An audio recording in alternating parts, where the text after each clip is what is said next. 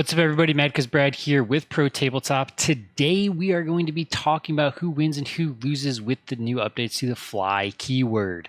So this is a pretty big change. Let's just say that nonetheless. So the fly keyword, you used to be able to just back out of combat and shoot freely. So you've got a lot of units that would be able to take advantage of that and be very useful in the next fighting phase. Now it states that you cannot fall back and still shoot. So who wins and who loses? It is pretty simple, but let's break it down just a little bit for you. So who loses? Basically all aircraft. So all the flyers that now have the aircraft rule. If they get tagged by, let's say, like Shining Spears or a Demon Prince or a Jump Marine or anything like that, now they either are going to die in combat, which sometimes happens, sometimes it doesn't. But now if they move, they can't shoot anything. So like that's super strong. So unless there is something that comes out that says aircraft cannot be affected like that, they ain't going to be able to shoot and they're going to be able to be tagged. So now it's like, what are you going to do? You're going to fly them off the board and put them in reserves and come back the next turn so they don't get shot at. So big if there, we have no idea, but that I think is super crazy if they can't do that, because then they're pretty much useless in my book. Then you look at Eldar bikes.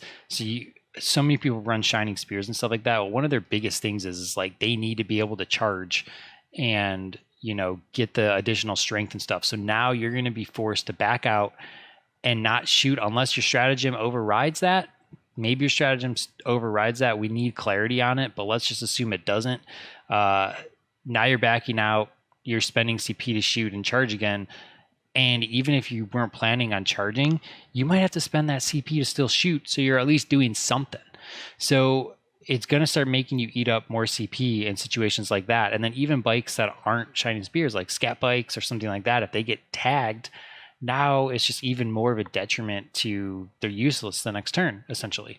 And so it really hurts us because like they're not vehicles. They don't have the monster keywords. So they can't shoot you in combat. So like they get nerfed real bad, if you ask me. Then you look at like Eldar tanks. So it's semi bad for them. So you look at like Night Spinners, Fire Prisms, Falcons, Wave Serpents, things like that. And you know, one of the biggest things is going to be like the Night Spinners or the Fire Prisms. So let's say you have 3 Fire Prisms and you want to link fire. One of those Fire Prisms gets touched by a close combat unit. Well, now you can't just back out, link fire, and shoot everything because you have the fly keyword. You can't back out and shoot. So you now have to take link fire and use it for 2 of the Fire Prisms. Don't use it that turn. And now your firepower is going to be way more underwhelming. And then that one tank that's in combat is basically forced to shoot who it's in combat with, which could be good, which could be bad. So it's going to definitely affect that. You're going to have to screen a lot more. You're going to have to protect things a lot more. Then all of Tau, like, yeah. So you got to screen. You got to use those drones. You got to use Kroot.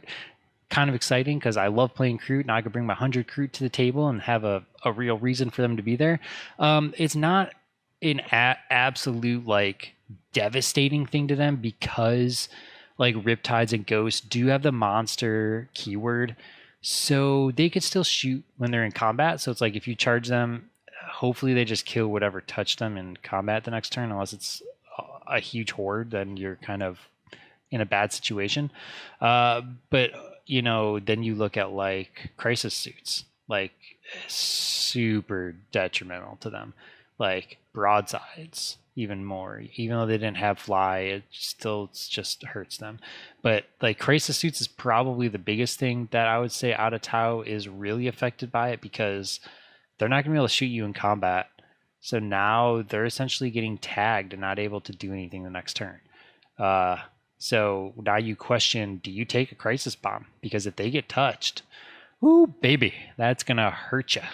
So yeah, a lot of little dangerous things there. And then like big bugs, anything that has fly and like Tyranids and stuff like that, they're going to also be affected. I don't know too much about exactly what units are going to be, but it's there. It happens. if they have the monster keyword, yes, they're going to be able to still shoot you in combat and stuff, but you're getting your movement limited. About essentially what is happening with this is like all these units cannot move. So you're losing board control, you're losing the ability to make these decisions, and you're forced to do something else. So you're forced to move, or you're forced to shoot, or you're sitting in combat and shooting. Like it's making the decision for you essentially. And then grav tanks, like repulsors, executioners, all of the custody grav tanks and stuff like that, they are going to be stuck shooting what they're in combat with, or just moving and not shooting. So at that point, it's like you want to shoot, you might as well try to kill what you're in combat with, so you're not going to move. So you're pretty much just saying, hey, I'm going to touch you. You're stuck moving here or sitting here. Sure, you can shoot me, but I'm preventing you from moving and getting closer to me or getting board control or shooting something else. So you're still kind of tagging stuff in a way. It's just a different way of looking at it and doing it. So I think it's super interesting. And then the people that win, like Ultramarines, are now super unique because they can still run away and shoot you.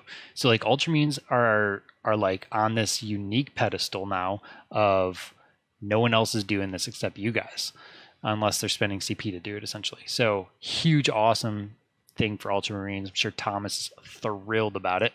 And then close combat units, like it's really strong for close combat units because you can touch these things with fly that are not monsters or vehicles and force them not to be able to shoot. And so it's like flipping it on its head. It's like you used to kind of be able to do that, for vehicles and tanks and stuff, and now you can just do it with anything with the fly keyword that isn't a vehicle or a tank. And then you can also say, hey, you have these tanks or these vehicles that I know you're going to want to move and keep, threatening me and threatening my backline and my table quarters and my objectives. Well, I can just throw a unit at you and I can prevent you from doing it.